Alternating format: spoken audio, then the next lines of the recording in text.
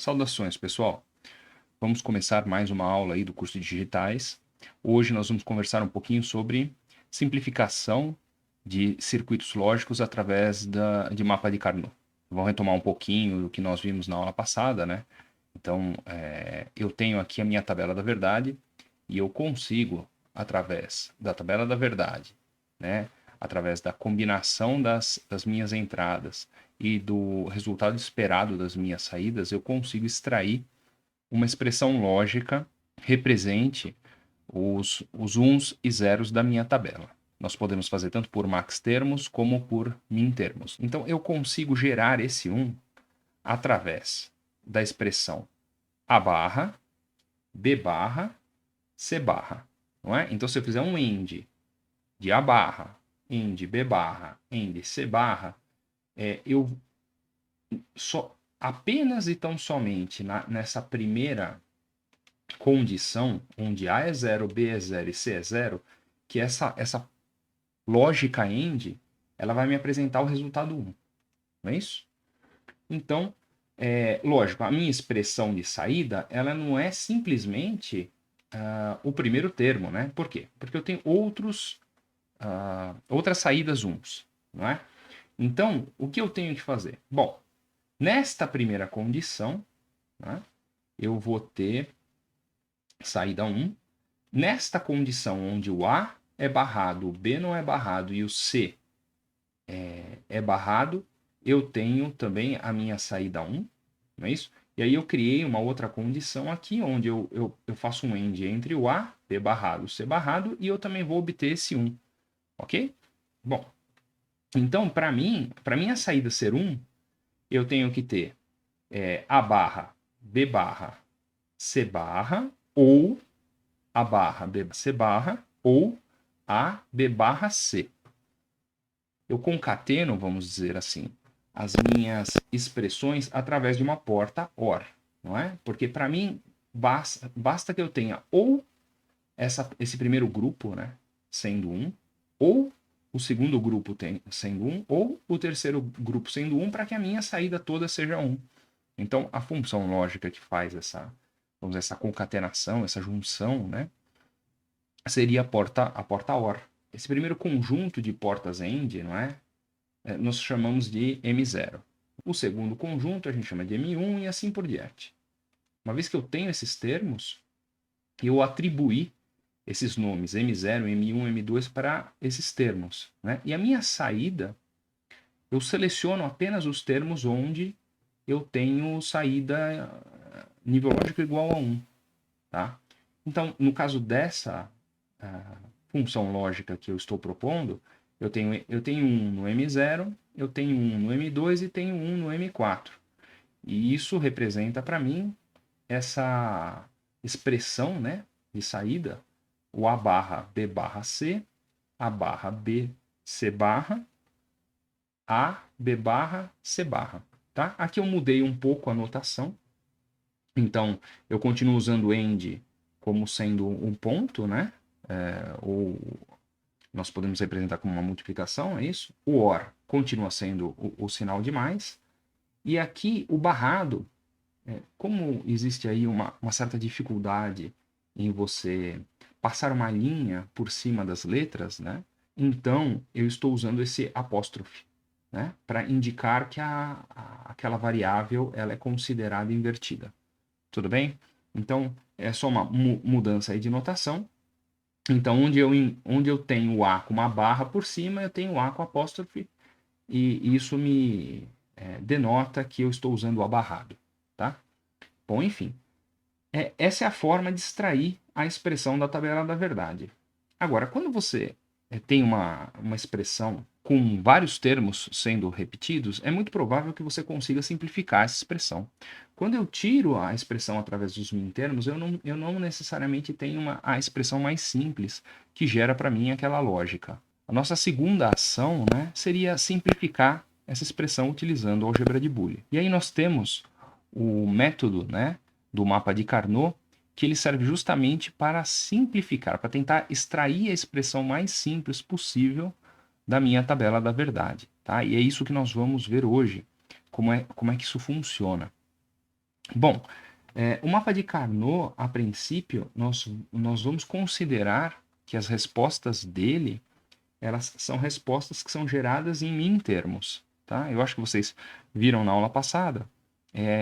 Max-termos é uma possibilidade, fica um pouco mais complicado articular a álgebra de Boole. Ou eu vou ser obrigado a aplicar uma distributiva entre os termos da minha função de saída, ou eu sou obrigado a aplicar De Morgan de tal forma que eu transformo os ends, as funções end em OR e as funções OR em end, o que me permite colocar alguns termos em evidência, né? E em certas situações eu consigo fazer uma simplificação, tá? Agora, como o primeiro passo para isso seria pegar a expressão obtida através de max termos e aplicar De Morgan, é muito mais simples já tirar a expressão através de min termos, tá? Então é por isso que no mapa de Carnot nós vamos enxergar as expressões de saída como se elas fossem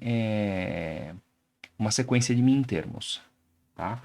Então veja, aproveitando aqui que nós já temos uma tabela da verdade de 3 variáveis, eu vou apresentar para vocês o mapa de Carnot de 3 variáveis, tá? Então aqui eu tenho a minha tabela da verdade, construo essa tabela de ordem crescente, e aí eu tenho as minhas saídas. Cada saída ela pode corresponder a um min termo. E, lógico, a minha expressão de saída ela vai ser um reflexo dos termos que apresentam uma saída igual a 1. Né?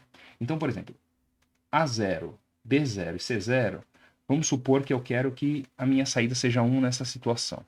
Tá? Então, eu tenho ali a primeira expressão, A barra, B barra, C barra. Ok? Então, agora vamos supor que eu tenho o segundo termo da minha tabela também sendo igual a 1. Então, olhando essa expressão de saída, nós podemos ver que eu tenho A barra, end, B barra, end, C barra, e aqui eu tenho A barra, B barra, C. Tá? Então, se eu aplicar álgebra de Boole, eu posso, como o A barra e o B barra, eles se repetem nos dois termos dessa soma, eu posso colocar esse termo A barra e B barra em evidência e deixar entre parênteses apenas o C barra OR C. Tá? Isso seria o equivalente a fazer A barra, B barra,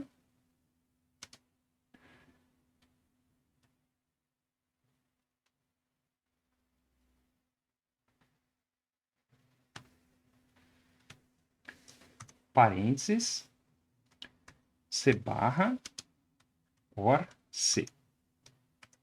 Então, essa expressão ela poderia sofrer essa modificação, né? Eu poderia colocar os termos em evidência. Bom, pelas propriedades da álgebra de Boole, nós sabemos que se eu faço um OR entre C barra e C, a minha resposta ela sempre vai ser 1. Por quê? Porque um dos dois termos vão ser sempre 1. Se o C barra for 0, o C sem a barra é 1. Se o C barra for 1, o C sem a barra vai ser 0. Então, e como quem predomina na função OR é o 1, então eu vou ter o resultado disso daqui para uma aproximação de nível lógico alto. Tá? Agora, eu tenho uma porta AND, não é? Aqui, que ficou subentendido aqui, eu tenho A, AND B, AND a resposta, né? AND 1, tudo bem? E 1, AND qualquer coisa, sempre vai prevalecer essa outra qualquer coisa.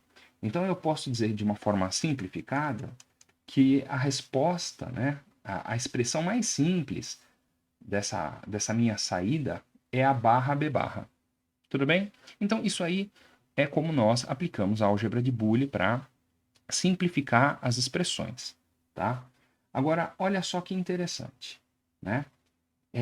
O mapa de Carnot ele é exatamente a tabela da verdade, só que organizada de uma forma conveniente. tá?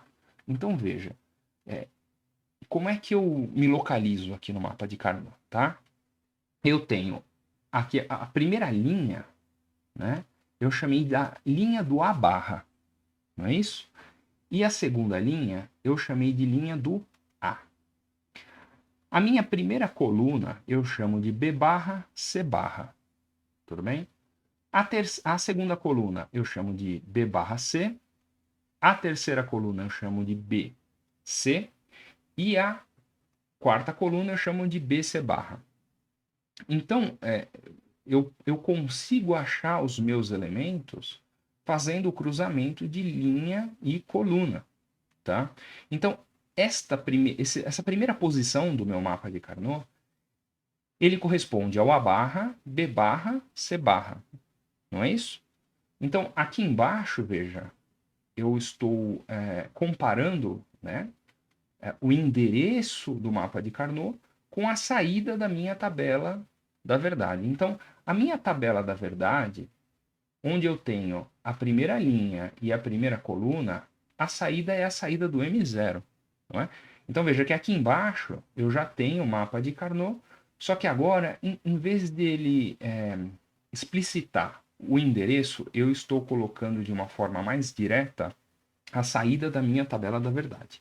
Então, a saída da minha tabela da verdade para o M0 é igual a 1. E aí você vai falar, bom, mas por que que a ordem é assim, né?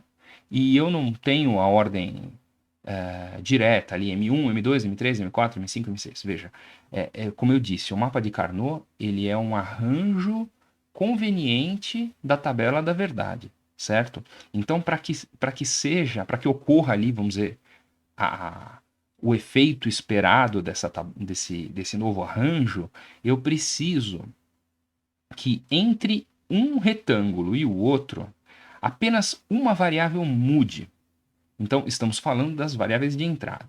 Se aqui é o A barra, B barra, C barra, o próximo retângulo, ele vai ser A barra, B barra, o C sem a barra. Então, o que mudou daqui para cá? Veja, apenas uma variável de entrada mudou.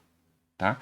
Isso, se você olhar todos os retângulos, isso acontece. Por exemplo, do segundo para o terceiro retângulo, eu tenho aqui ó, A barra, B barra, C, e aqui na terceira coluna eu tenho a barra, o B já está sem a barra e eu tenho o C continua sem a barra. Tá? Ah, mas e se eu descer uma linha? Bom, se você descer uma linha, veja, aqui eu tenho a barra BC, e aí você pode perceber que aqui o A está sem a barra. O B está sem a barra e o C está sem a barra. Então, da primeira linha para a segunda linha, o que mudou foi que o A perdeu a barra dele. E você pode perceber que, então, por exemplo, se eu for do ABC para o retângulo do lado, a única alteração que vai ter é que o C vai receber um barrado. Essa ordem do meu mapa de Carnot ele é muito conveniente, tá? E nós podemos enxergar essa conveniência justamente aqui na parte 3 aqui do mapa, né? Onde eu mostro as minhas saídas.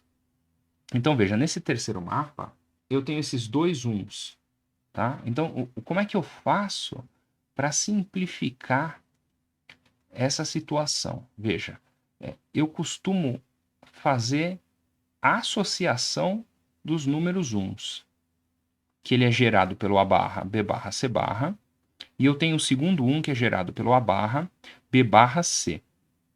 Eu olho o mapa de Carnot e eu me pergunto, qual é o termo que inverte entre os elementos que estão associados? Aí você vai, lógico, olhando aqui o endereço do meu mapa de Carnot, você vai perceber que aqui eu tenho C barra e aqui eu tenho C. Não é isso? E pelo que a gente acabou de falar sobre a álgebra de Boole, veja, você concorda, se eu aplicasse a álgebra de Boole, esse termo que inverte, né, que seria aqui o C barra OR C, é justamente esse elemento que inverte, ele seria desprezível na minha lógica, porque eu estaria multiplicando por 1, os outros termos, né? Os termos que foram colocados em evidência. Então é assim que funciona o mapa de Carnot. Veja, se eu estou associando esses dois elementos e a única mudança que tem entre eles é a letra C, que nessa coluna ela é barra e nessa coluna ela não é barra, então a letra C ela some da minha expressão. Então veja, qual que seria a resposta, né? Qual que seria a expressão mais simples desse sistema? Seria A barra, B barra, né? Agora, perceba que nós temos várias composições que podem ser feitas, tá? Então, eu quero ensinar todas essas composições que nós podemos fazer utilizando o mapa de Carnot de 3 variáveis. E aí depois nós vamos passar para o mapa de Carnot de mais variáveis. Então, depois de montado o mapa de Carnot, o que eu vou fazer? Eu tenho que localizar os uns e os zeros da minha tabela, tá? Então, para localizar os uns e os zeros, é mais interessante fazer uma espécie de uma cola, não é? Então, eu sei que montado desta forma o mapa de Carnot, seguindo essa ordem das variáveis, aqui vai o M0, aqui vai o M1, aqui vai o M3 e aqui vai o M2. Na linha de baixo, M4, M5, M6, M7. Então, eu decoro a ordem da tabela, mas na verdade não precisa decorar. Na dúvida, você só segue os elementos. Então, aqui eu tenho A barra, B barra, C barra. Então, a minha saída é a saída referente à primeira linha, né? A linha 0 aqui, não é? E aí, se eu tenho A barra, B barra, C, a minha saída é referente à segunda linha da tabela da verdade e assim por diante, tá?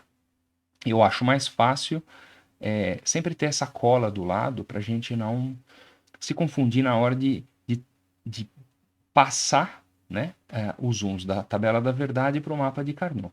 Tá? Agora, uma vez que os zooms eles estão localizados, né, na tabela, eu vou tentar fazer as associações. Né? Agora, nós temos que ter em mente que para que serve essa associação? Essa associação ela serve para a gente eliminar certos termos da nossa expressão lógica, ok? Então, como eu mostrei para vocês, veja, eu tenho que ter pelo menos dois uns, né? Para que eu consiga colocar uma parte da lógica em evidência e a outra parte da lógica, as duas variáveis que se alternam, elas vão ser excluídas. Tá? Agora, o que acontece, por exemplo, existem algumas pessoas que não entendem como é que funciona a tabela da verdade e como funciona o mapa de Carnot, né? E elas acabam cometendo o erro de fazer associação, por exemplo, com três termos. Tá? Então, veja, essa associação com três termos, que estaria representado aqui na tela para vocês, eu não posso fazer isso. Né? Porque eu preciso de um número par de termos. Eu não posso fazer essa associação com um número ímpar de termos. Porque se o número não for par, como é que eu vou eliminar a variável? Porque, por exemplo, o C no OR, ele cancela o C barra. Mas se eu tiver mais uma outra variável, então ela não vai ser cancelada, tá? Então eu não posso fazer associação com números ímpares. E mais que isso, veja, a lógica de associação, em termos de quantidade, ela segue a ordem do 2 elevado a n, tá? Então eu posso ter apenas um elemento, tudo bem? Eu posso ter dois elementos. Dos dois elementos eu posso depois ir para 4 elementos, tá? De 4 eu vou para 8 elementos. Então eu também não posso, por exemplo, associar 6 elementos juntos. Eu tenho que seguir a ordem do 2 elevado a n. Outra recomendação que eu faço é que você tente fazer um maior grupo, um maior agrupamento com a quantidade de 2 elevado a n termos. Mas se eventualmente não der para fazer essa associação, né, onde todos os termos têm que ser uns, tá? Então aí eu posso, por exemplo, utilizar um termo que já foi associado com outro termo. Então, por exemplo, aqui, né? Eu tenho três números uns. A primeira associação que eu vou fazer é da primeira com a segunda coluna. E depois eu vou fazer uma associação entre a segunda coluna e a terceira coluna. Tá? Isso eu posso fazer. Então, como é que seria a resposta aqui da minha expressão de saída considerando essa condição. Primeiro eu tenho que olhar aqui para os dois primeiros números que eu associei. Então a variável que vai repetir é o C. Então eu tenho aqui a resposta da primeira associação. Ou, né, eu teria a resposta da segunda associação. Então, novamente, eu tenho que procurar qual é o termo que inverte, né? Como eles estão na mesma linha, o A se mantém. Então, com certeza, a barra vai fazer parte da minha resposta. Aí eu vou fazer ele AND com alguma outra variável de entrada, né? Olhando as colunas, veja, eu tenho a coluna B barra e aqui eu tenho a coluna B, né? O C se mantém igual. Então, com certeza, o C entra na minha resposta e o B vai ser a variável que vai ser, vamos dizer assim, excluída da expressão lógica final, tá? Então, essa é a resposta para uma associação. Veja, eu tenho dois conjuntos, não é isso? Eu estou repetindo esse mesmo 1 aqui. Uma vez que eu usei um, ele não necessariamente precisa estar em outras associações. Agora, se eu conseguir fazer uma associação maior utilizando saídas que eu já utilizei, eu devo fazer essas associações maiores, porque a resposta da minha expressão vai ser mais simples. Vamos testar aí uma outra situação, que é a situação de eu ter apenas um valor, né? Então veja, se eu tenho apenas um valor, eu tenho apenas uma saída 1. Então, eu não tenho muito o que fazer aqui. A minha associação, ela vai ser uma associação de um elemento só, tá? E como é que eu extraio a minha equação lógica dessa situação? Então, eu tenho A barra, AND, B barra, AND, C barra. Essa seria a minha resposta, tá? Então, eu não obrigatoriamente tenho que associar. Se eu tenho um elemento sozinho, eu não vou fazer a associação dele com nenhum outro elemento, porque eu só posso associar elementos uns. Eu não posso associar um com um zero, tá? Não faz sentido isso, considerando álgebra de Boole, tá? Bom, então, como eu comentei com vocês, eu posso, por exemplo, ter... se a minha saída, de repente, apresenta um 1 aqui, ó, na linha de baixo, né? Então, veja, a minha associação agora, ela fica dessa forma, tá? O elemento A barra, ele inverte, então ele não vai fazer parte da minha expressão de saída, tudo bem? Mas veja que nessa primeira coluna eu tenho B barra e C barra. E como a associação dos elementos ela está alinhada numa mesma coluna, então B barra e C barra é uma constante. Não é? Eles não vão inverter. Então a minha saída é justamente B barra e C barra. Tá? Então vamos para uma outra condição, onde eu tenho, por exemplo, aqui o M1 igual a 1. Né? Então nessa condição, veja, eu não consigo fazer uma associação aqui, eu não consigo fazer uma quadra, né? Por que eu não consigo fazer a quadra? Porque eu tenho um zero aqui embaixo, tá? Então isso vai me obrigar a fazer uma dupla, tudo bem? E eu vou ser obrigado a fazer uma outra dupla, tá? Então o que é normal, assim, que é muito comum os alunos fazerem? Eles não se atentam ao fato de que se você já usou um número 1, você pode usar ele novamente, que isso vai te dar uma expressão mais simples. E aí o que eles fazem? Como eles não se atentam a esse detalhe, eles dão a resposta B barra, C barra, ou aí ele faz A barra, AND B barra, AND C barra, tá?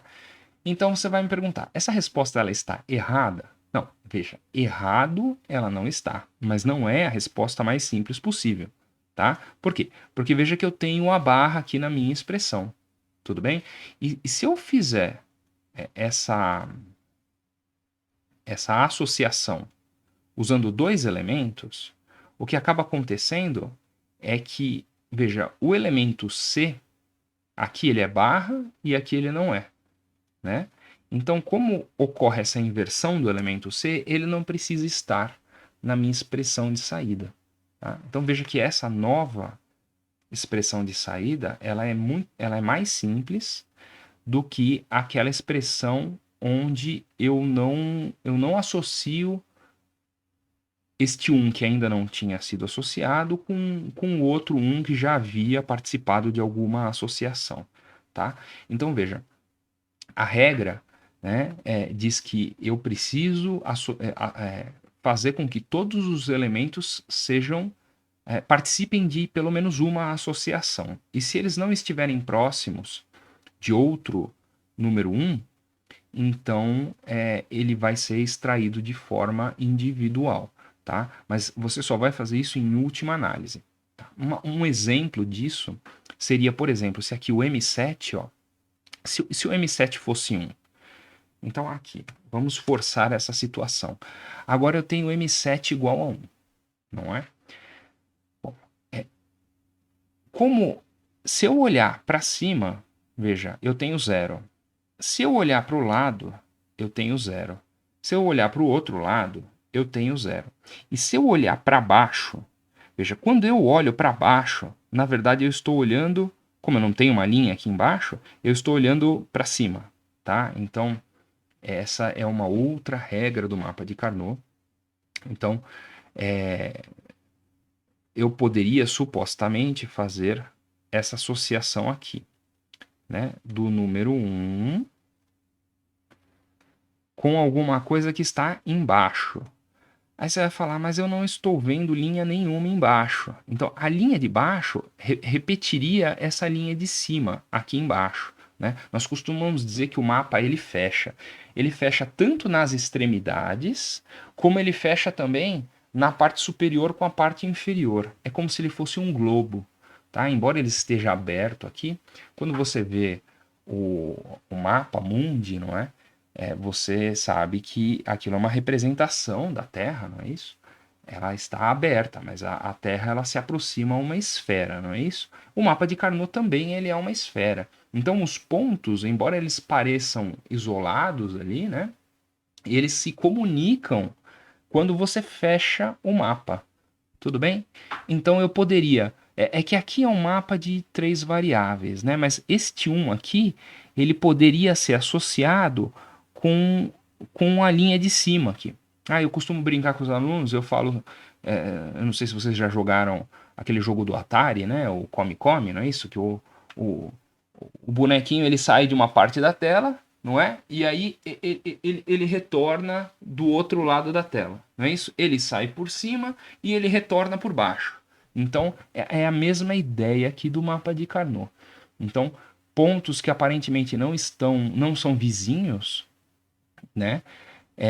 Se você fechar ele como se fosse um globo, você vai ver que eles são vizinhos. Então este 1 aqui, ele é vizinho deste 0, mas não simplesmente porque eu tenho esta vizinhança aqui, mas porque eu posso ter a vizinhança do número 1 com a parte de baixo que se conecta com a parte de cima do mapa, tá?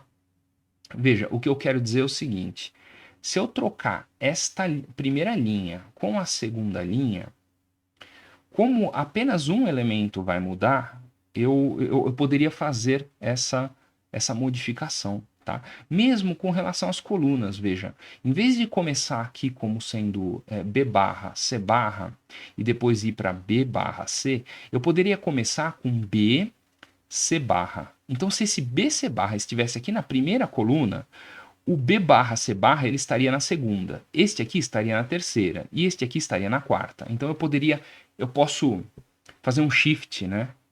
Com as colunas, sem trocar a ordem delas. Então, eu consigo rodar as colunas, mas não trocando a ordem das colunas. Então, se eu não inverter a ordem delas, eu posso colocar, por exemplo, essa quarta coluna como sendo a primeira como sendo a segunda sendo a terceira e a terceira sendo a quarta. E eu posso fazer isso quantas vezes forem necessárias. para conseguir aí uma associação maior. Tá? Agora, neste caso aqui, veja, ela não se aplica. Por quê? Porque eu tenho um zero aqui em cima, não é isso? Então veja que o meu 1, se eu olhar para o vizinho da direita, vizinho da esquerda, vizinho de cima e o vizinho de baixo, que é o próprio vizinho de cima, eu não consigo associar esse 1 com mais nenhuma outra saída. Tá? Então, a minha resposta final desse sistema seria justamente B barra C barra ou A end B end C. Tá? Então veja que eu extraí deste número 1 exatamente a expressão que gera ele. Né? Lembrando que nenhuma outra expressão A end B end C vai gerar esse 1 aqui. Tá? Então eu posso mudar os valores de A, de B e de C, que ele só vai ser 1 na condição de quando A for 1, quando B for 1, quando C for 1. Tá? Por isso que esta posição ela é equivalente à posição do M7 na tabela da verdade. Pois bem, então essa é mais uma situação que nós aprendemos como tirar a expressão da tabela da verdade. Então nós já vimos aqui no caso de de que compartilham de uma mesma saída, não é? Nós já vimos esse caso aqui que eu tenho um isolado. E agora um outro caso interessante. Um outro caso que a gente considera bastante interessante. Para isso eu preciso colocar o M2 e M6, não é isso? Onde está o M2? Aqui. E onde está o M6? Aqui. Então veja, eu tenho esses dois uns, eu posso fazer uma associação aqui, não é? Agora, eu tenho esses dois uns e você pode cair na inexatidão de fazer esta associação separada desta associação, tá? Então, nesse caso aqui, deixa só eu tirar o M1, que o M1 não precisa ser 1. Então, qual seria a minha resposta para esse sistema? Veja, se você fizer a associação dessa forma que eu estou mostrando, eu teria aqui B barra end C barra.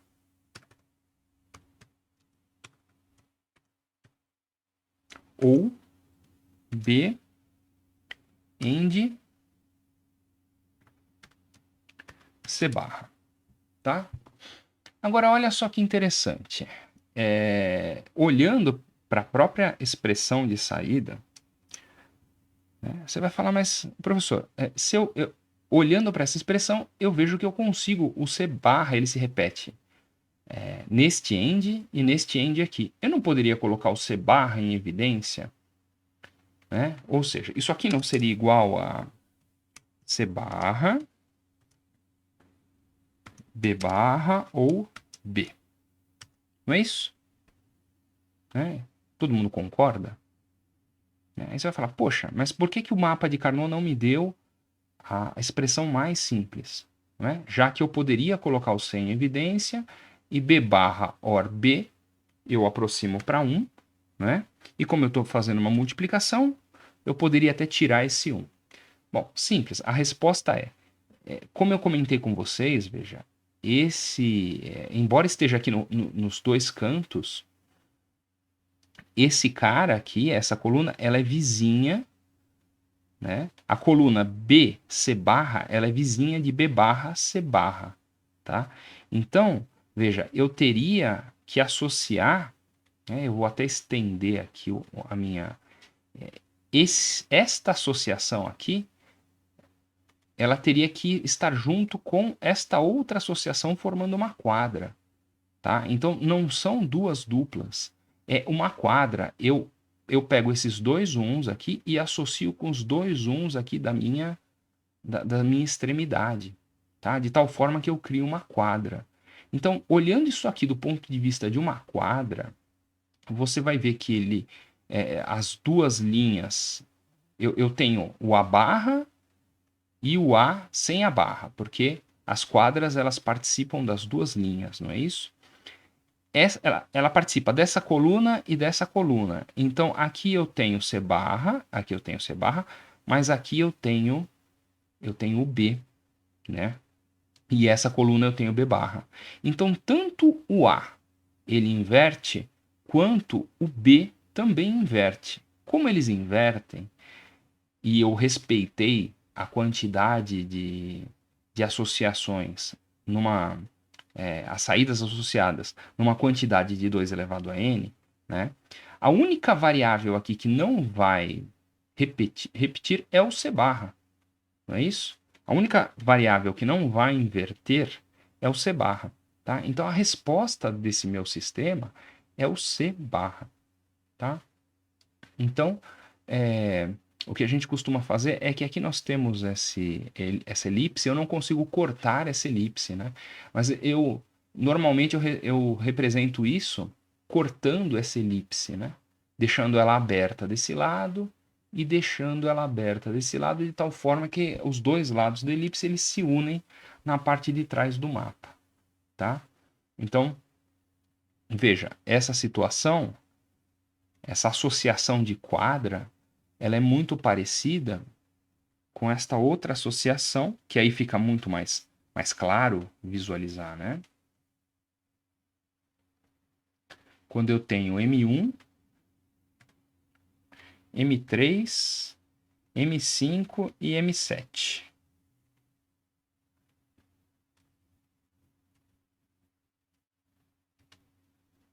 Tá? Então, veja, aqui fica mais simples de visualizar a minha quadra, não é isso? Eu tenho a primeira linha e a segunda linha, não é isso? Então, como aqui o A ele vai inverter, ele vai sair da minha expressão final, não é isso? Aqui eu tenho B barra e aqui eu tenho B. Então o B também sai da minha expressão final. A minha resposta, nesse caso, vai ser apenas C, né? Que é o único elemento que não inverte. É o C. Desses 4 elementos, o único elemento que não inverte é o C. Então eu tenho aqui a minha resposta C na saída. Tá? Então, veja, o mapa de Carnot ele é só uma forma conveniente de se registrar a tabela da verdade de tal forma que, através dessas associações em quantidades 2 elevado a n, né, de elementos, eu consiga anular as variáveis que invertem. Tá? Eu estou aplicando álgebra de Boole aqui. Eu poderia fazer isso daqui sem necessariamente utilizar um mapa de Carnot. Tá? Agora, é muito mais fácil, né, verificar a vizinhança entre os números para estabelecer quais são as variáveis que vão fazer parte da minha função lógica de saída e quais variáveis vão ser excluídas da minha função lógica de saída, tá? Então, é importante seguir a regra, tá? 2 elevado a n na quantidade de elementos. Eu preciso ter vizinhos, né? Quanto mais vizinhos eu tiver, mais variáveis vão se repetir, vão inverter. E mais eu consigo tirar essas variáveis da expressão, ou seja, a minha expressão fica mais simples. Eu posso usar um mesmo elemento que foi usado, um elemento ou 2 elementos, né, que foram utilizados para uma determinada associação, eu posso usar em outra associação. Tudo bem? Então, vamos ver mais uma vez essa possibilidade, tá? Então, veja, se o M2 e o M6 fossem 1, então tá aqui, M2 e o M6. Veja, se os dois fossem 1, eu não poderia fazer uma associação de 6 elementos aqui. Tá? Eu teria que fazer esta quadra e depois eu teria que fazer a associação com esta outra quadra aqui.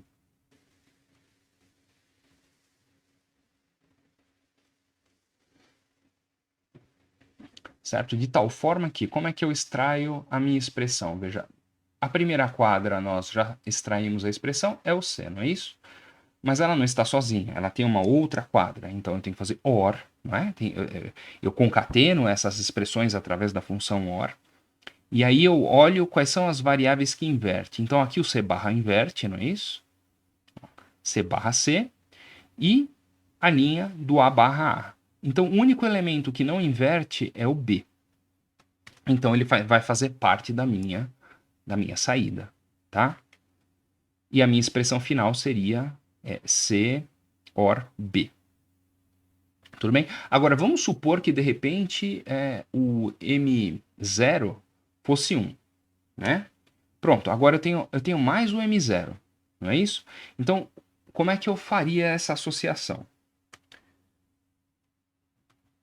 Uma associação que poderia incluir o M0, veja, seria uma quadra só que na minha linha, né? Eu já posso pegar esses 4 elementos aqui que estão em linha, tá?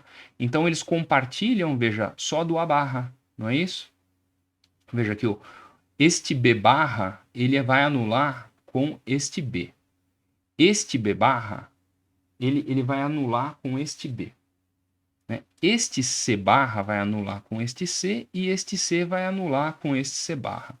Por isso que eu tenho que ter sempre número pares, né, na minha associação, mas também não é qualquer quantidade de elementos pares. Não, não é isso. Ele tem que ser par, né? Ou seja, se eu bato o olho, é assim que eu corrijo a prova. Por exemplo, se eu bato o olho numa prova e eu já vejo que tem uma associação envolvendo uma quantidade ímpar de elemento, eu sei que está errado. Não é? Depois, se essa quantidade é par, eu vejo se a quantidade de elementos respeita a ordem do 2 elevado a n. Ou seja, ou é um elemento, ou são 2 elementos, ou são 4 elementos, ou são 8 elementos e assim por diante, né? O 1 aí, o elemento único, né? Que aí não é uma associação, tudo bem? É a única quantidade ímpar, vamos dizer assim, que nós vamos aceitar ali dentro de uma associação única, né? Vamos dizer assim, tá? Então, o 1 a gente aceita, porque 2 elevado a n, 2 elevado a 0 é 1, né? Tá, então é assim que eu costumo fazer para corrigir as provas. Eu já bato o olho, já sei que o aluno fez a associação errada, que ele não respeitou a quantidade de elementos que deveria ser 2 elevado a n. Tá? Então veja, aqui eu consigo associar esses 4 elementos que estão em linha e veja, todas as colunas aqui elas se anularam. A única constante aqui é o A barra. Então a minha resposta seria OR A barra. Olhando aqui para a minha tabela da verdade, de repente você pode ter a vontade de tirar isso aqui por max termos, né? Que ficaria muito mais simples. Afinal de contas, eu tenho apenas um elemento zero aqui, tá? Mas quando nós utilizamos o mapa de Carnot, nós vamos sempre pensar em termos e nós vamos também conseguir uma expressão bem reduzida, porque todos os elementos ali que puderem ser retirados da minha expressão final, eles vão ser, desde que você respeite, claro, as regras, tá? Bom, então eu acredito que aqui nós vimos todas as possibilidades de associação do mapa de Carnot em 3 variáveis, tá? E agora nós precisamos ver como é que funciona o mapa de Carnot de 4 variáveis. Mas antes disso, né, como nós pulamos, vamos ver o mapa de Carnot de 2 variáveis. Tá? Então, o mapa de Carnot de 2 variáveis, cá entre nós, você consegue aplicar a álgebra de Boole. Né? É muito mais fácil aplicar a álgebra de Boole quando você tem 2 variáveis. Você não necessariamente precisaria montar o mapa para fazer a simplificação. Tá? Mas é interessante fazer uma vez, pelo menos, o mapa de 2 variáveis, porque ele permite você visualizar essa característica, né, da aplicação da álgebra de Boole, né, que ela está intrínseca ao método de funcionamento ali do mapa de Carnot. Tá? Então, veja, eu coloquei como sendo nível lógico 1 os elementos M0 e M1. Né? Ó, veja qual é a expressão que eu consigo. É a barra B barra OR A barra B. Não é?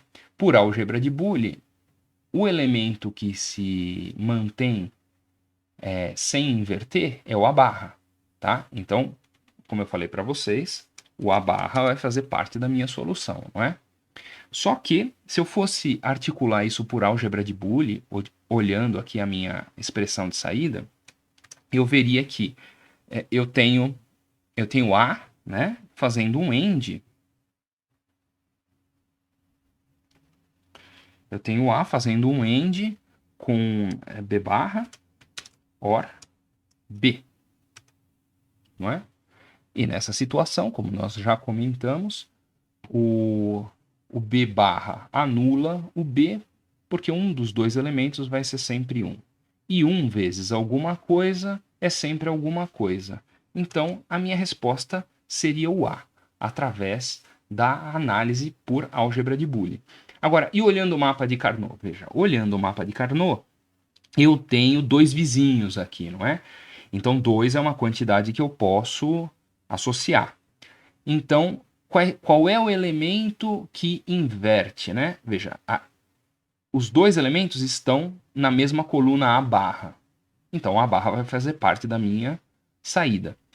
E o B barra e o B, de uma coluna para outra, o elemento inverte. Então, ele não é considerado. E aí eu tenho a minha resposta apenas A barra. Tá? Veja, mas e se o M3 fosse 1? Não é isso? Aí, olhando a minha expressão de saída, você vai olhar aqui e você vai ver. Bom, eu poderia colocar o A em evidência, não é? Eu poderia colocar o A em evidência, aí eu teria B barra e B no meu OR. E eu poderia simplesmente aproximar ele para 1 vezes alguma coisa, eu ficaria com A barra como a minha resposta. Mas também você consegue associar aqui, por exemplo, A barra B e a B. Eu poderia colocar o B em evidência, o A cancelaria com A barra, e eu teria como resposta o B. Se você... geralmente quando a gente articula a álgebra de Boole, eu não repito os elementos, porque esse elemento A barra B, se eu repetir ele, né, eu vou ter exatamente a mesma situação. Eu posso colocar várias vezes o mesmo elemento. Isso não faz sentido do ponto de vista da expressão lógica de saída, nem do ponto de vista da economia de componentes lógicos, né? De portas lógicas. Mas para a álgebra de Boole, seria muito mais interessante que eu repetisse esse termo aqui da minha expressão. Porque aí eu conseguiria uma resposta que aqui seria A barra, e se eu repetisse esse elemento, eu conseguiria uma outra resposta que seria B. Não é isso? Se eu não repetir o elemento, eu vou ficar com a resposta. Vamos supor que eu coloco a barra em evidência. Então, eu vou colocar a barra em evidência, vai ser OR, e aí eu ficaria com A AND B. Tudo bem? Percebe que essa resposta ela foi simplificada, mas ela não foi simplificada ao máximo. Por quê? Porque eu poderia ter repetido o elemento A barra B, não é isso? E aí, no que isso me ajuda, né? Veja, eu poderia ter colocado o B em evidência, não é? Então, aí como é que eu reescreveria a minha função? B em evidência, que multiplica, né? B end A barra OR A, né? Então, eu poderia reescrever ele dessa forma. O A barra OR A, eu poderia substituir por 1. 1 vezes qualquer coisa é qualquer coisa, a minha resposta final seria A barra B. Mas quando você aplica a álgebra de Boole, você não fica procurando quais são os elementos que eu posso repetir para que a minha expressão fique a menor possível. Você acaba chegando numa expressão subótima, né? Agora, com o mapa de Carnot, veja, eu consigo facilmente visualizar que eu posso associar este 1 que está faltando aqui, que seria o 1 do M3, né? Eu posso associar ele com o 1 do M1. Né? Então, extraindo aqui as minhas expressões, eu teria a primeira expressão, que é da primeira associação aqui, que é o A barra, não é? Que ele se mantém inalterado, ou o B, que aqui na coluna o B se mantém inalterado. Certo? Então, essa seria a minha resposta mais simples, né? Aproveitando dessa possibilidade que eu tenho de utilizar um elemento que já foi associado anteriormente com um outro elemento que ainda não foi associado. Tá? Então, veja, fica difícil cobrar de vocês, né, que vocês articulem a álgebra de Boole repetindo elementos que eventualmente façam com que a minha resposta final fique ainda mais simples quando associado com outros elementos que ainda não foram associados. Tá? Agora, pelo mapa de Carnot, isso fica muito fácil visualizar essa possibilidade de utilizar um mesmo elemento em mais de uma simplificação. Tudo bem? Então, é por isso que é interessante ver o mapa de Carnot de duas variáveis.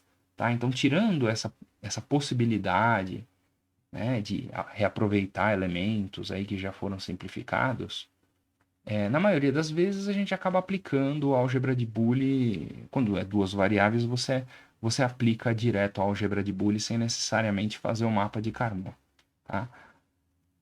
Agora, um mapa de quatro variáveis, bom, aí a coisa começa a complicar, porque, bom, se eu tinha antes quatro colunas, agora eu vou ter quatro linhas, né?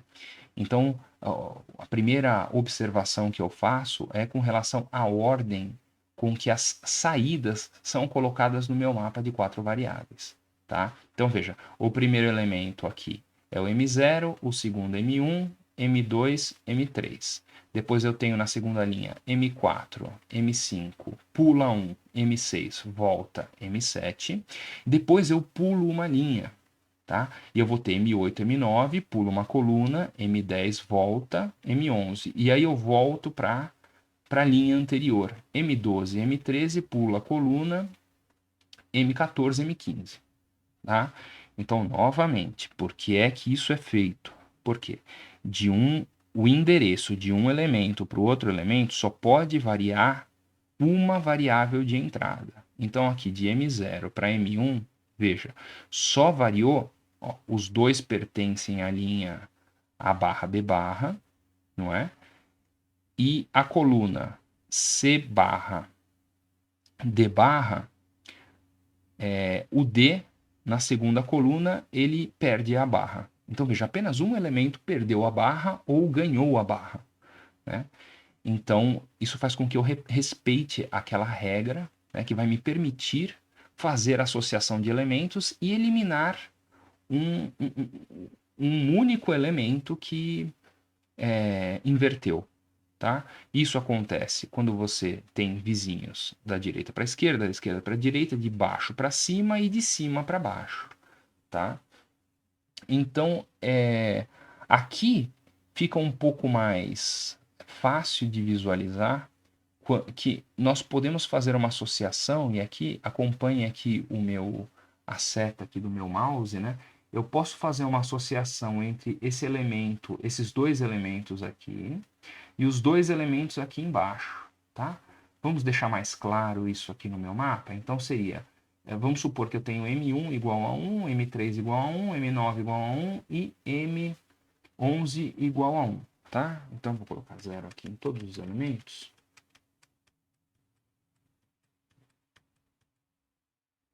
Veja, vamos supor que eu tenho M1 igual a 1, M3 igual a 1, M9 igual a 1 e M11 igual a 1, não é?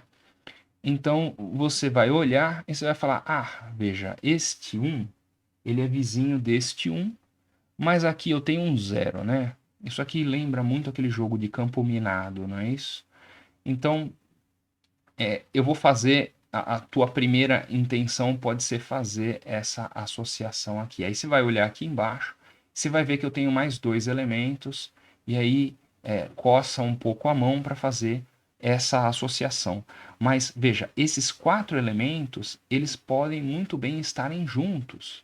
Não é? Porque, como eu disse para você, o mapa ele fecha a parte de cima com a parte de baixo.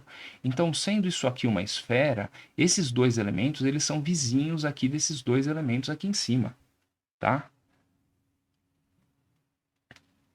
Então, eu vou fazer de uma outra forma aqui para deixar isso mais claro. para quem eventualmente não conseguiu enxergar, né? Vamos abrir isso aqui no Paint. Olha lá. Então, nós temos essa situação aqui, né? Como é que eu faço essa associação? Eu vou pegar aqui esses dois elementos aqui com esses dois elementos aqui de baixo. Certo? É uma forma de fazer. Então, eu posso pegar esse elemento. Veja, porque da linha A barra, B barra para a linha A, B barra, só mudou o elemento A. Né? Nós temos aqui as duas colunas se mantêm, não é isso? E nas duas linhas, a única coisa que muda é o A barra, que ele perdeu a barra, não é isso? Bom, e aí eu tenho desta coluna para esta coluna, a única coisa que eu perco aqui é a barra do C, tá? Então, a minha resposta desse sistema, minha resposta que eu iria extrair aqui dessa minha associação, veja, quem se mantém aqui nas linhas? O A barra inverte, mas o B barra se mantém. Então eu teria B barra, né? B barra end. Vamos ver aqui quem se mantém nas colunas. Nas colunas eu tenho o D que se mantém, não é isso? E o C inverte. Então o C cai fora e o D ele fica. Tudo bem? Então a minha resposta é B barra end D, tá? E aí as pessoas costumam também se confundir, né? Ah, bom, quando é que eu coloco o OR? Né? Você só vai colocar o OR quando você tiver uma outra associação para ser feita, tá? Então aqui nesse caso nós não temos outra associação para ser feita porque nós já associamos 4 números uns. Né? Agora, uma outra situação também que gera dúvida entre os alunos é se eu tiver aqui, ó, M0, M8, M2 e M10. M0, M0, M8, M8 e M0, M8, M2 e o M10. Tá? Então, vamos supor essa situação, né? Então, novamente, deixa eu abrir isso aqui no Paint, fica mais fácil de visualizar.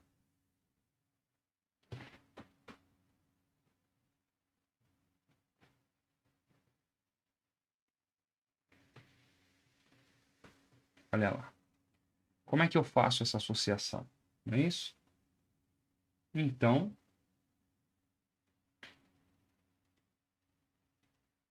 eu vou associar estes elementos aqui.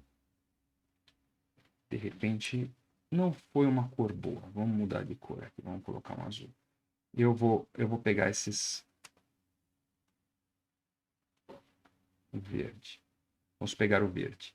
Eu vou pegar aqui esses uns e vou associar com esses uns aqui de baixo. Então, esse conjunto faz parte de uma oitava, né, que liga a linha de cima com a linha de baixo. Né? Justamente porque o mapa ele fecha tanto nas pontas como de cima para baixo. O norte e o sul se encontram e o leste e o oeste se encontram em algum lugar do globo. Né? Então veja, eu tenho aqui todas as colunas elas se repetem. Né? Então eu vou ter todos os termos das colunas, eles vão se anular. Né? Mas aqui nas linhas, veja, o A ele inverte, mas o B barra ele mantém. Então, a resposta desse sistema, né, seria B barra. Certo? Uma outra condição que as pessoas costumam se confundir aqui com o mapa de 4 variáveis é quando nós temos só as extremidades. Né? Seria o M0, M2, M0, M2, M8, M10. M8, M10. Tá? Então, aparentemente, você tem aí cada uma das variáveis em um canto, não é isso? Mas elas estão conectadas como se elas fossem essas 4 variáveis aqui do meio. Tá? Então, se eu rodar o globo, não é? Eu vou ter essa situação dessas variáveis todas juntas. Por quê? Porque elas se unem, né? Quando você fecha o mapa, tá? Então, como é que eu costumo representar isso na hora de fazer o mapa de carro?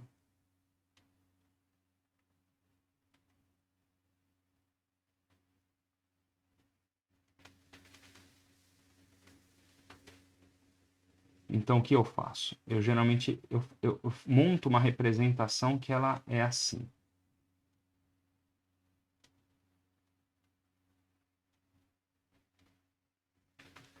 E o que eu estou querendo dizer com isso?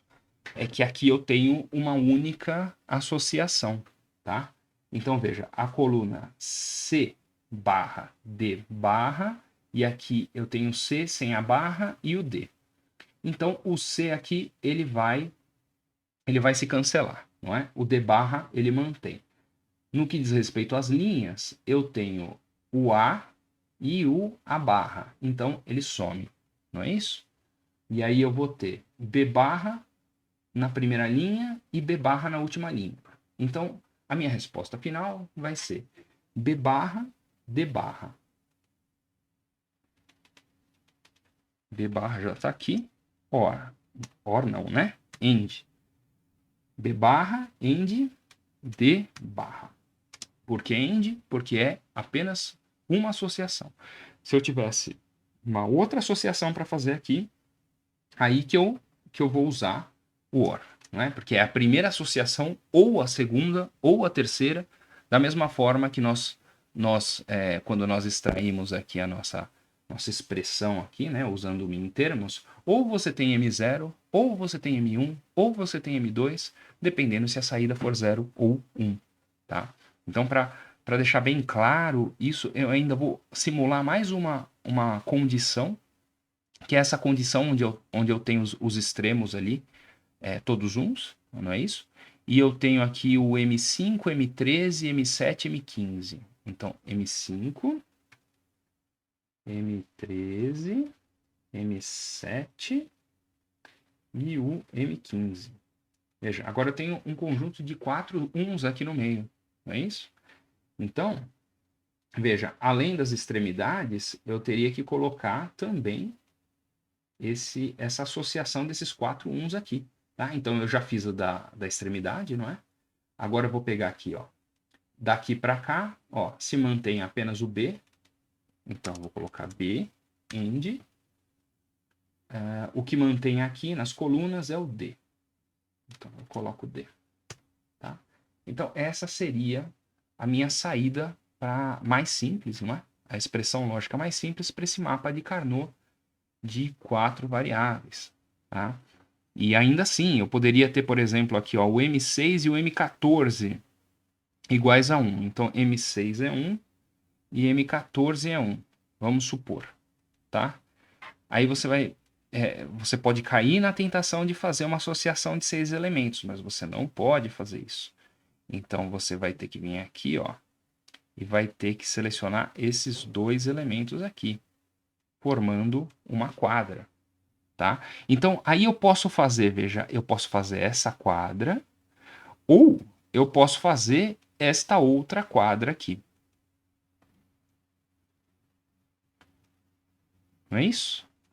Aí você vai falar, bom, qual quadra que eu vou fazer? Eu vou fazer essa quadra aqui, ou eu vou fazer a quadra que une as extremidades? Veja, aí as duas respostas elas vão ser equivalentes. Elas não vão ser iguais, mas elas vão ser equivalentes. Tá? Porque veja, eu ainda preciso aqui ó, juntar o 1 das extremidades, não é? Porque essa é uma associação, uma quadra que vai me ajudar a simplificar o circuito.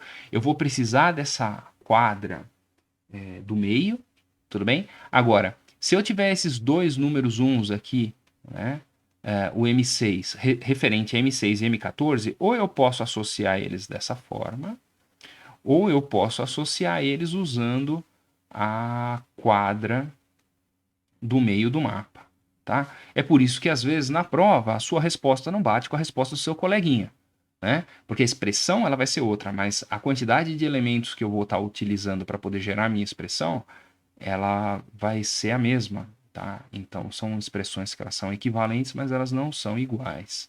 Por isso que às vezes o mapa de Carnot pode apresentar mais de uma resposta certa, tá? E igualmente simples. Então é interessante ver esse exemplo. Bom, e depois do mapa de Carnot de 4 variáveis, nós temos também o mapa de Carnot de 5 variáveis, tá? Então aqui o que eu fiz? Eu peguei a minha tabela da verdade e dividi em duas partes, simplesmente para que caiba dentro da minha tela aqui, senão eu não ia conseguir representar isso aqui na minha tela, tá? Então eu dividi ela em duas partes, veja. Aqui, essa primeira parte da tabela da verdade, os elementos A são todos 0, não é? E nessa segunda parte, os elementos A são todos uns. Então, eu tenho 32 elementos, não é? Vai de M0 até M31, não é isso? E aí eu vou escolher quais deles são zeros, quais deles são uns. Então, eu posso colocar aqui 0, 0, não é? E eu posso colocar aqui 1, 0, 0, 0, 0, 0 e assim por diante, tá? Então, veja, aqui embaixo eu tenho as expressões que são obtidas através da tabela da verdade utilizando min termos, não é? E aí como é que fica o meu mapa de Carnot? Veja, aí o que eu vou fazer?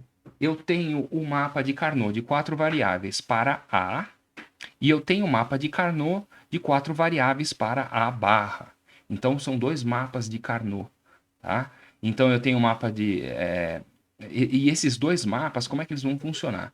Eu posso analisar eles independente um do outro, mas o certo, quando eu começo a procurar a maior quantidade de elementos possíveis, é que eu empilhe os mapas. Eu tenho que colocar o A barra em cima do A, né? E olhar a sombra do mapa. Então, se eu tiver um elemento em cima que ele bate exatamente com o elemento de baixo, eu posso associar esses dois elementos, né? Como se fosse uma figura aí tridimensional, tá? Então veja, vamos ver se aqui eu, por sorte, fiz algum elemento bater. Não fiz, não é? Então vamos forçar aqui uma situação onde eu consigo juntar os elementos da primeira tabela com os elementos da segunda tabela. De novo, eu tenho que enxergar esses elementos como se eles estivessem um em cima do outro, né? E como se eles fossem meio transparentes. Por quê? Porque além de associar no próprio mapa, eu posso associar com o mapa de baixo, tá? Então vamos ver. Vamos pegar o elemento M5, M13, 7, 5, 7, 13, 15. Né? Vamos fazer os elementos.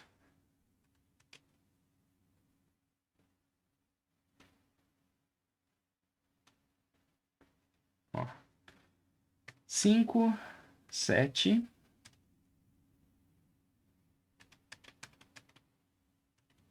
13 e 15 serem uns.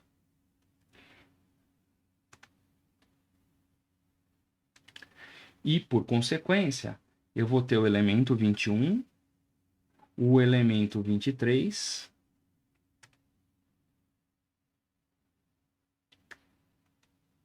o elemento 29 e o elemento 31.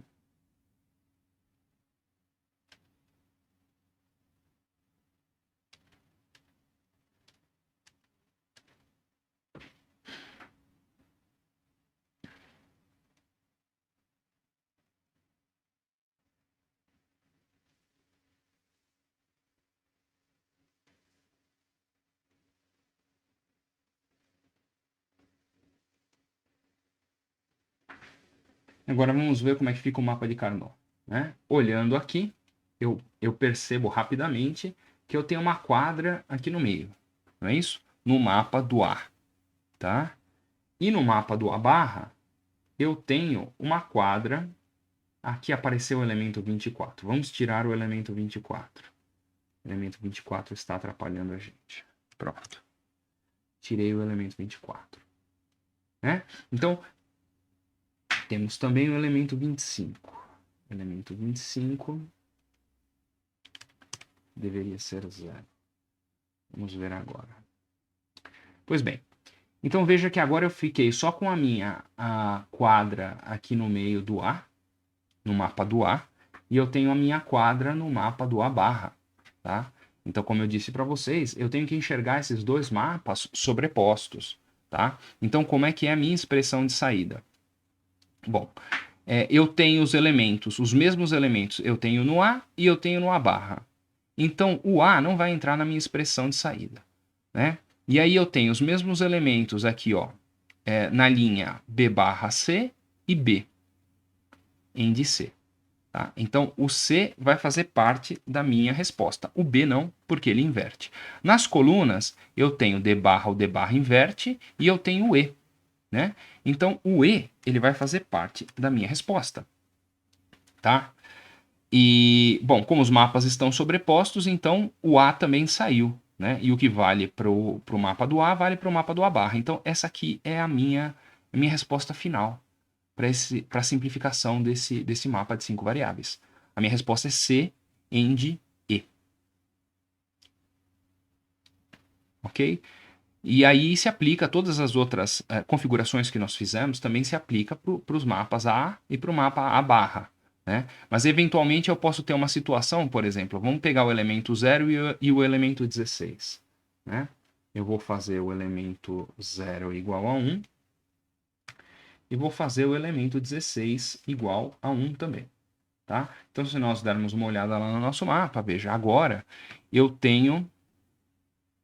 Eu acho que ele não entendeu o elemento 16. Vamos ver. Elemento 16 igual a 1. Agora sim. Então, veja, eu tenho 1 nesse mapa e nesse mapa.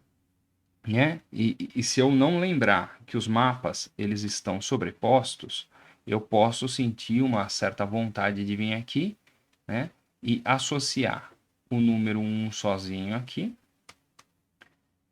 e associar no mapa A barra este 1 sozinho aqui, não é? Mas veja, se eu faço isso, você vai perceber que eu vou ter uma expressão, a expressão desse 1 ela é exatamente igual à expressão desse 1, não é? A única coisa que vai mudar é o quê? É o A barra. Então, eu posso pegar todos os elementos que são iguais dessa primeira tabela com essa segunda tabela e colocar em evidência. Aí eu vou ficar com A, OR, A barra. E isso vai acabar sendo eliminado, não é isso? Então, veja, essa associação que eu fiz aqui, ela não pode ser você não pode enxergar ela, veja, quando eu tenho os dois mapas um em cima do outro, eu tenho a conexão entre o 1 de baixo com o 1 de cima. Então, não é um número 1 sozinho. Ele é uma dupla, não é isso? É uma dupla que envolve este elemento do mapa A com este elemento do mapa A barra. E qual seria a minha resposta final aqui? Então eu teria que fazer um OR, não é? Porque é uma outra associação. E aí eu teria, bom, o A barra vai cancelar, mas o B barra C barra entraria na minha resposta, não é? B barra, C barra. Vamos colocar o AND aqui, né? Quando não tem o ponto é porque é um AND, né? D barra, end, E barra. Tá? Então, essa seria a minha resposta final. O C, end E, OR, B barra, end C barra, end D barra, end E barra. Tá? Sendo que o A na minha tabela aqui, eu coloquei o A sendo mais significativo e o E sendo menos significativo. Você vai me perguntar, mas eu posso inverter? Você pode inverter, eventualmente você vai ter uma outra expressão, mas que vai representar a mesma coisa. Tá? Agora é lógico, quando você inverte aqui a tabela, os uns aqui também mudam de lugar. Tá? Então, o ideal é que se mantenha aí um certo padrão. Tá? Normalmente a gente coloca o A como mais significativo, o E como menos significativo. Na hora de montar a tabela,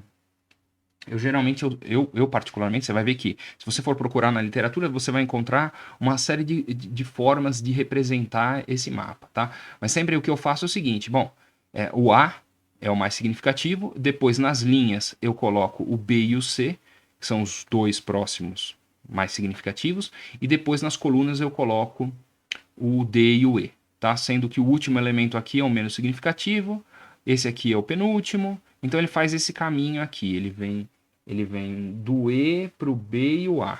Né? Por que eu faço dessa forma? Porque para mim é mais fácil de ler. Ah, mas eu posso mudar a ordem? Você pode mudar a ordem, tá? Eu só não aconselho, eu acho que fica mais fácil. Geralmente, quando eu dou avaliação, eu peço que se faça para todo mundo fazer na mesma ordem, porque assim fica mais fácil de corrigir, né? Mas não tem nada que te impeça, como é que eu posso dizer, assim, tecnicamente de fazer isso daí. Você pode mudar a ordem. A única coisa que você tem que respeitar é que de um retângulo para o outro retângulo só pode mudar uma variável. Né? De um vizinho para outro vizinho só pode mudar uma variável, não pode mudar duas. Eu não posso tirar uma barra e colocar uma barra em outra variável. Eu não posso fazer isso, tem que ser um de cada vez. Tanto é que deste mapa para este mapa, o que muda apenas é o A, né? O mais significativo que muda. Tá? Aí você vai perguntar, tá bom, mas e para mapa de 6 variáveis, para mapa de 7, para mapa de 8?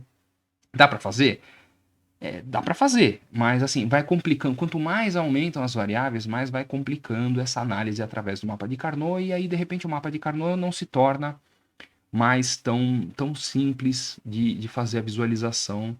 Então, aí existem outros métodos, a gente costuma aplicar o método do Kinemacusk, que também nada mais é do que uma forma computacional, vamos dizer assim, de organizar os elementos que podem ser cancelados. Mas, bom, é um método um pouco mais recursivo, então nós vamos ver isso num próximo momento. A maioria dos problemas que nós estudamos, tanto no curso técnico quanto no curso de engenharia, nós conseguimos resolver aí com 4, no máximo 5 variáveis. Mas sim, lógico, existem desafios, os desafios mais complexos, né? Eles realmente vão exigir aí uma técnica um pouco mais sofisticada, tá? Mas a princípio, veja, tudo se resume à álgebra de Boolean, né? E as técnicas, elas são uma forma conveniente de você articular a álgebra de Boolean sem ter que ficar lembrando toda hora que você pode aplicar De Morgan, ou colocar alguma coisa em evidência, ou cancelar alguma coisa que quando multiplica dá 1, e todas aquelas propriedades que nós já vimos, tá? Embora isso tenha que estar na cabeça da gente, o mapa de Carnot, ele facilita esse processo, mas ele introduz outras variáveis, né, que a gente tem que ter em mente, e eu vou repeti-las novamente. A quantidade de elementos que você faz a seleção, ele tem que ser sempre 2 elevado a n, tá? Então, eu sempre olho para ver se a quantidade de elementos, vamos dizer assim, selecionados, ele é par ou ele é ímpar, porque aí já mata, muito provavelmente, se é uma associação de número de quantidades ímpares, já está errado, a menos que seja um único elemento, aí sim está certo, né? Então, eu sempre tenho que lembrar que a associação ela é feita com vizinhos.